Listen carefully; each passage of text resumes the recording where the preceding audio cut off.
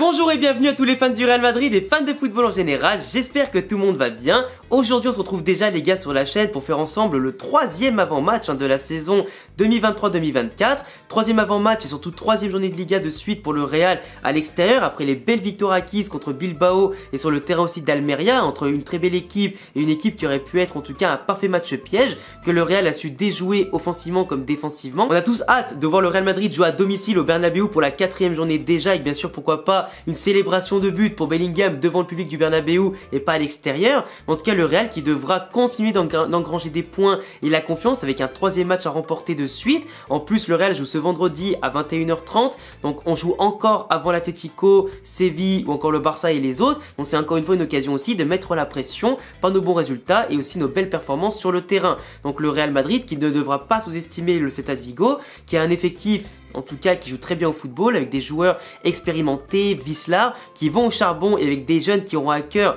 de montrer tout leur potentiel et leur talent devant le plus grand club d'Espagne et du monde entier, forcément le Real Madrid, mais du coup à ne pas les sous-estimer de la première seconde à la dernière. Donc en tout cas on a un beau sommaire que je vous ai déjà affiché un peu plus tôt, mais en tout cas qui sera intéressant à détailler pour analyser le Real Madrid et Celta de Vigo, pour qu'on passe ensuite un bon moment tous ensemble et on espère bien sûr que le Real Madrid fera un bon résultat. Je vous rappelle que si vous êtes fan du Real Madrid, du foot espagnol ou football en général, n'hésitez pas les frérots à vous abonner car cette chaîne est faite pour vous. On est de plus en plus nombreux et forcément plus la chaîne grandit, plus ça me fait kiffer, et plus ça me fait kiffer, plus je peux moi aussi vous faire kiffer par mes concepts et mes vidéos en tout cas que j'essaye d'améliorer. Pour commencer l'analyse de l'avant-match, on va bien sûr s'attarder d'abord sur le Celta de Vigo et leur pré-saison et aussi leur début de saison en Liga. Le début de saison qui n'a rien à voir avec en tout cas leur préparation qui était extrêmement régulière, qui était extrêmement propre et efficace par rapport à un début de saison qui est extrêmement mou et timide.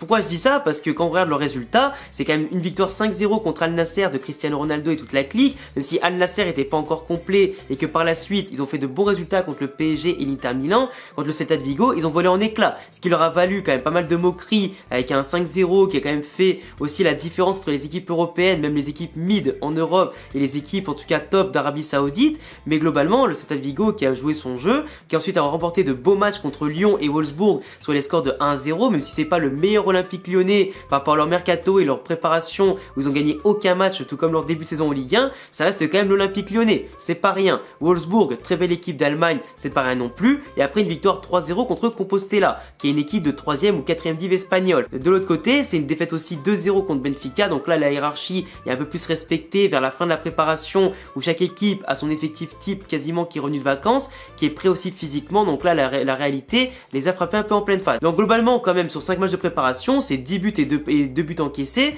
donc 10 buts marqués, donc ça montre qu'ils ont de l'efficacité, que les joueurs sont assez chauds, qui sont en tout cas présents, qui sont déjà mûrs physiquement, qui sont déjà chauds à s'imposer aussi au milieu de terrain, qui mettent de l'impact et de l'envie, et que la défense globalement, tactiquement comme footballistiquement, elle est présente physiquement aussi, que techniquement, globalement le Celta a proposé un très bon football, digne en général de ce qu'il propose sur l'ensemble d'une saison. Sauf que là c'est là où le bas blesse, parce que en début de saison de Liga, tu t'es dit ça y est, ils vont arriver, ils vont être plus confiants que l'an dernier, où ça a quand même été un peu compliqué pour le Celta de Vigo sur l'ensemble de la saison, malgré un effectif sympathique et quelques retouches apportées cette fois-ci au mercato. Le Celta, c'est une défaite 2-0 à domicile contre Osasuna, qui a fait une très belle saison l'an dernier, rappelons-le, qui ont fini quand même dans les positions pour jouer la Conference League, qui devrait, je pense, cette année, avec quelques renforts, rester dans les 10 premiers de Liga, sauf peut-être accident, ils retomberont là 11, 12, 13, à voir comment ils pourront gérer et la Liga et la Conference League par exemple. Mais en tout cas, c'est Vigo qui perd l'occasion de déjà prendre des points contre une équipe accessible normalement pour eux, en plus à domicile, et derrière qui font à l'extérieur 1-1 contre la Sociedad.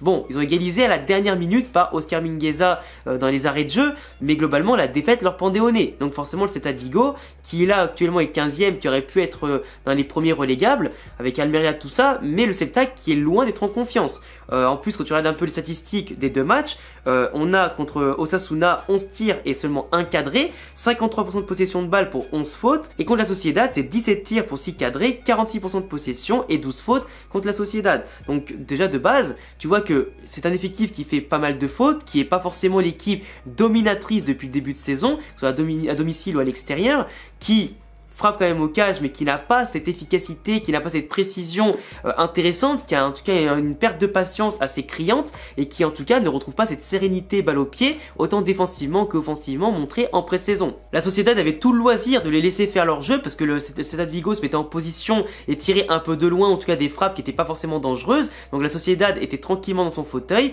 même si à la fin il y a eu 1-1. Globalement, c'est la Sociedad qui a dirigé le jeu avec Kubo par exemple qui a fait un très bon match, mais après le Celta de Vigo a su faire la différence dans les dernières secondes, mais honnêtement, ils ne pourront pas faire ça toute la saison. Après, quant à leur effectif, les joueurs clés c'est toujours les mêmes. T'as Beltran notamment au milieu de terrain qui dirige un peu le jeu, qui défend aussi un maximum. T'as Aspas devant qui malgré son âge reste toujours un taulier, il reste toujours le fer de lance en général du Celta de Vigo. Il est accompagné maintenant par Larsen, en tout cas un attaquant qui est là depuis la saison dernière mais qui s'impose vraiment depuis la pré-saison dans l'effectif du Celta, qui est un complément parfait à Aspas, qui est petit et rapide, et lui avec son mètre 91 ou 93 je sais plus, bah, il est assez grand pour lui dévier les ballons, absorber les défenseurs et ouvrir les espaces pour Aspas, mais c'est pas non plus l'attaquant qui va marquer le plus de buts, qui fera le plus de différence, mais par son profil il peut aider le Celta à sortir en tout cas de leur zone en tout cas dangereuse, en tenant le ballon, en faisant remonter le bloc et en déviant aussi les ballons pour les autres. Mais globalement pour l'instant leur attaque, ben en Liga ça ronronne. Il y a Jonathan Bamba qui est à gauche maintenant pour apporter de la vitesse, la percussion en tant que milieu offensif, en tant qu'ailier gauche,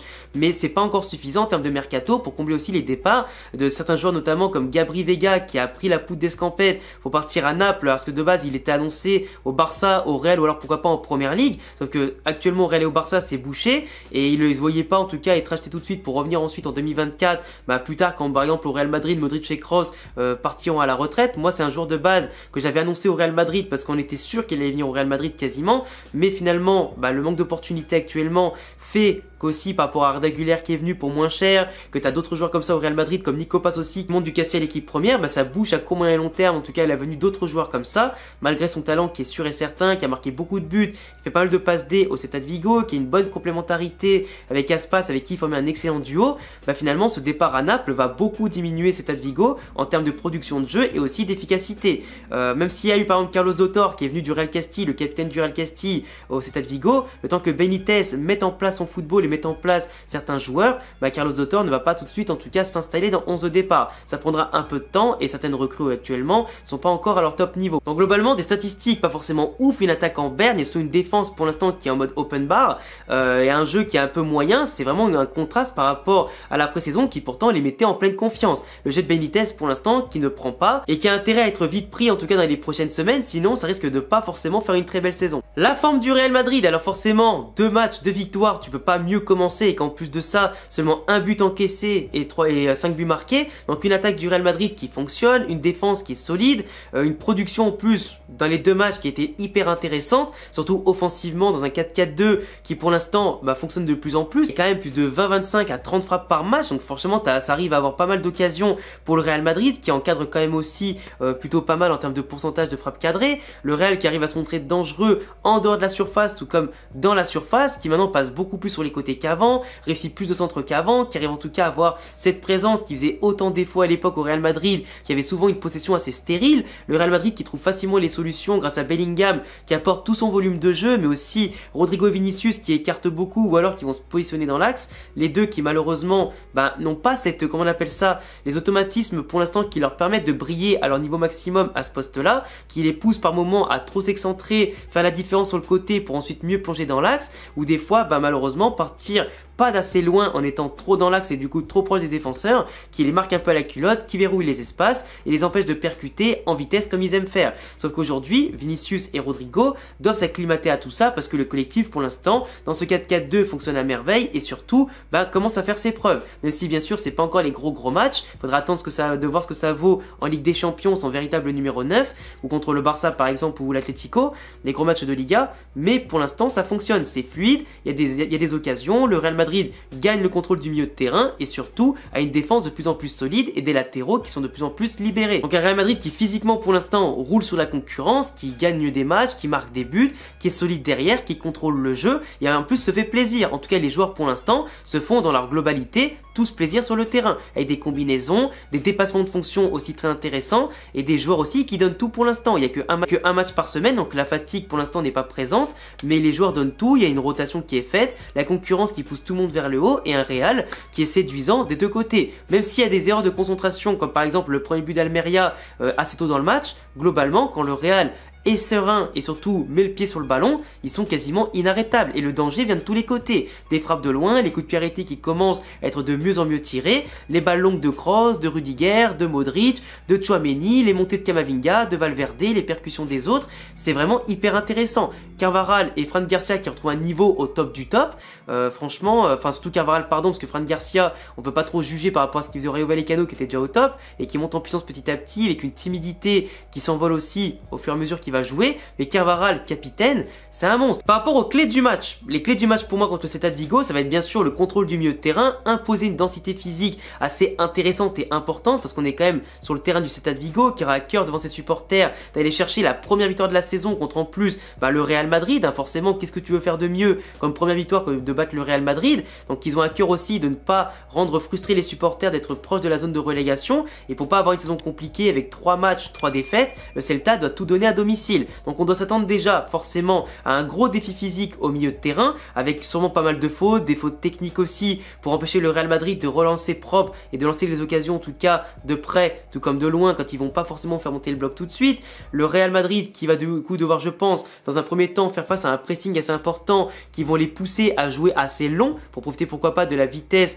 de Vinicius, de Rodrigo, de la taille de Bellingham, et après avoir sur les montées bien entendu de Valverde et de Camavinga pour apporter plus de physique sur le terrain à ce moment-là, sur les longs ballons, et pourquoi pas apporter des déviations, des maintiens qui feront remonter le bloc du Real et qui pourraient asphyxier dès la perte de balle ou simplement la moindre occasion le Celta de Vigo. Donc au 4-4-2 qui devra cadrer le milieu de terrain assez parfaitement, les latéraux Fran Garcia et Carvajal qui devront beaucoup monter pour pousser par exemple les joueurs comme Jonathan Bamba à reculer eux aussi, partir de plus loin, donc pour éviter de faire la différence en s'épuisant assez rapidement avec des longues courses. La défense du Celta qui pourrait bien plier par rapport aux attaques du Real Madrid, entre les latéraux qui vont monter, entre les milieux de terrain qui vont cavaler, le fait aussi que maintenant, le fait que Carvajal déborde énormément et se fasse plaisir sur le côté, ça permet à Valverde de ne plus se focus sur ce côté droit, mais simplement de se focus plus sur l'intérieur et de pouvoir percuter en partant de plus loin, et surtout d'être dans la zone préférentielle de ce qu'il aime, c'est-à-dire de pouvoir être dans l'axe, face au jeu, décaler les collègues ou alors tirer de loin avec les missiles qu'il est capable de sortir. Camavinga c'est pareil, avec Fran Garcia qui est ultra offensif, qui dédouble bien avec Vinicius, qui apporte cette présence, cette vitesse, cette puissance, et qui en plus qui a le coffre pour revenir. Camavinga peut se focus plus dans l'axe du terrain, combiner ensuite au plus proche avec Bellingham et apporter des solutions hyper intéressantes. Toujours des joueurs disponibles avec Valverde pour aider Tchouaméni à la relance, qui est un 6 monumental depuis le début de saison, qui apporte cette première relance efficace, claire et nette, et qui permet au Real Madrid toujours d'avoir des solutions, du mouvement, ne pas être trop stérile et prévisible. Les clés du match seront forcément aussi dans le fait de tenir le duo offensif du Celta de Vigo, avec bien sûr une défense comme Rudiger et Alaba qui au physique doit y aller, qui doit ensuite s'assurer d'avoir une première relance intéressante et de protéger Lunin qui certes n'est pas le plus serein pour l'instant mais qui prend confiance de plus en plus. Tout en ayant aujourd'hui pour le Real Madrid éviter la moindre saute de concentration dès le début du match, il faut qu'on ouvre le score pour se faciliter la vie, car Celta de Vigo avec un jeu qui est beaucoup moins impactant et moins en confiance, s'ils prennent un but dès le début à domicile, ils vont devoir se jeter et le Real Madrid qui aura normalement la possession aura tout le loisir d'avoir des espaces qui vont se libérer de plus en plus. Et le Celta de Vigo, par leur manque de patience, risque de faire pas mal d'erreurs, surtout dès la première mi-temps. Donc c'est pour ça qu'il faut assurer non seulement un pressing intéressant mais un bon contre-pressing et les asphyxier dès le départ. Un effectif comme ça qui est pas en confiance, si tu le mets à mal, franchement ils ne vont pas pouvoir trouver la solution pour s'en sortir. Surtout avec la perte de certains joueurs qui leur apportaient des solutions sur coup de pied arrêté, les longs ballons et la technique pour les maintenir et faire la zizanie derrière. Aujourd'hui, sans ces joueurs là comme Gabri Vega par exemple qui est parti, ils ont moins de solutions sur le banc, moins de qualité entre guillemets. Il faut donc appuyer là où ça fait mal, au milieu de terrain, sur les côtés et bien sûr profiter de leur manque d'efficacité pour percer leur défense qui en ce moment vole en éclats. Par rapport à la composition, alors moi je partirais sur un effectif pourtant assez classique. T'as d'un côté Lunin pour l'instant qui va s'imposer devant Kepa qui vient juste d'arriver, donc à voir quand Ancelotti voudra faire une rotation. Carvajal, Garcia, ça ne bouge pas. Alaba, Rudiger, pareil. Milieu de terrain, je repartirais moi personnellement sur les 4 jeunes, à moins que Ancelotti veut remettre Kroos, mais Kroos de base il avait pris la place de Camavinga qui était un peu incertain avant le match contre Almeria, donc possible que Kroos retourne sur le banc avec Modric, qui pour l'instant Modric n'est rentré qu'en sortie de banc et apporte toujours sa classe, sa technique et tout ça, mais comme le Real Madrid va normalement je pense en 4-4-2 dominer le milieu de terrain, avoir Kroos pour réguler tout ça encore mieux, ça peut être intéressant, ou avoir un Modric pour avoir plus de qualité technique encore tout comme Bellingham,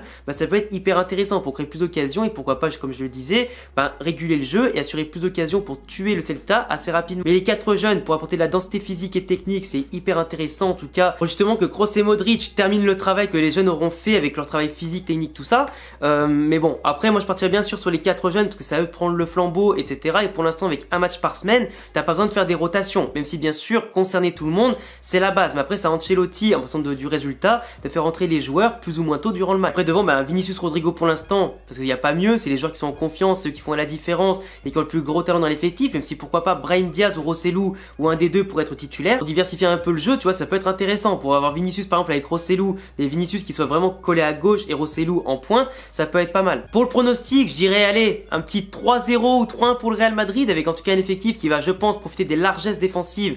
du Celta de Vigo, et surtout une défense qui j'espère restera solide pour qu'on encaisse le moins de buts possible, et surtout qu'on par rapport à l'année dernière, qu'on encaisse beaucoup moins de buts. J'attends tous vos avis sur ce match là dans les commentaires, n'hésitez pas en tout cas à vous abonner, cocher la cloche, le petit pouce bleu, donner vos pronostics, vos futurs tops et flops en tout cas que vous prévoyez pour ce match là. Je vous laisse me follow sur Insta et Twitter, enfin tous les réseaux sociaux qui s'affichent en description, et à bientôt les gars pour prochaine vidéo. Ciao.